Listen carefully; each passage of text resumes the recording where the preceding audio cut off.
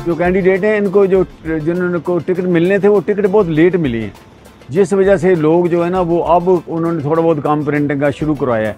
अगर टिकट 2-3 महीने पहले मिल जाते तो फिर था कि लोग तेज़ी से काम करते अपना, तो निशान मिले तो फिर ही लोग एडवर्टाइजमेंट करते हैं अपनी, ऑनलाइन हो या वैसे हो या जिस तरह भी करें, वो बैनर बनाएं, इश्तिहार बनाएं, जो भी बनाएं।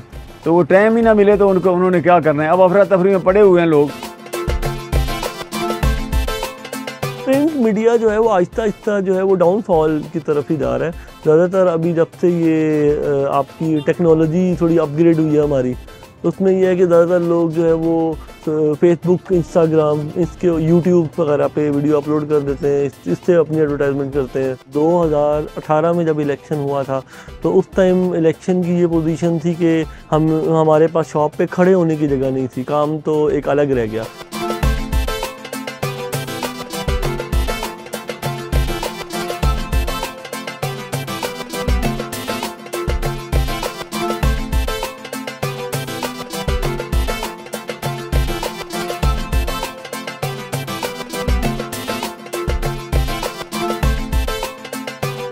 ये ना 2000 कार्ड आया प्रिंट होने के लिए बैरिस्टर दानियाल साहब का, तो ये हम कर रहे हैं।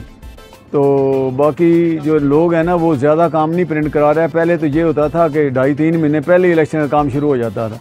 तो हमारे पास प्रिंटिंग का काम जो है ना वो पेनाफ्लेक्स भी आते हैं, ये स्टिकर भी हैं और ये कार्ड भी हैं, और जो दायरे बनते हैं लगाने के लिए जेब के ऊपर वो भी बनते हैं।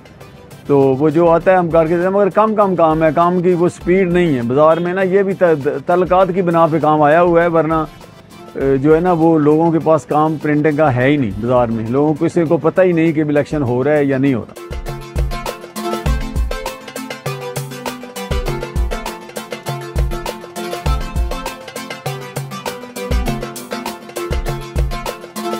पहले ये होता था कि कोई बंदा इलेक्शन में खड़ा हुआ है तो सपोर्टर्स वगैरह काफ़ी आते थे कि यार ये हमारे स्टिकर प्रिंट करा दो, हमारे ये कर दो। दूसरा आजकल जो है वो डिजिटल मार्केटिंग चल रही है, तो उसमें फिर लोग वीडियोस वगैरह अपनी बनवा रहे हैं पार्टीज़ की, वो व्हाट्सएप पे स्टेटस लगा देते हैं, जिससे जो है वो उनकी एडवर्टाइजमेंट होती है। होता ऐसे है कि खाली एक डिज़ाइन नहीं बनता, ठीक है। अब कोई बंदा हमारे पास आता है तो स्टार्ट उसका स्टिकर से होता है, फिर पहले स्टिकर का डिज़ाइन बनता है, वो आधा घंटा पौना घंटा उसमें लगता है, फिर उसका पेनाफ्लेक्स के डिज़ाइन वगैरह बनते हैं, फिर वो अप्रूवल पे चला जाता है, फिर वो आगे अपनी पार्टीज़ के जो है वो सरबराहान उनको भेजते हैं कि ये हमने बनाया, ये ठीक है।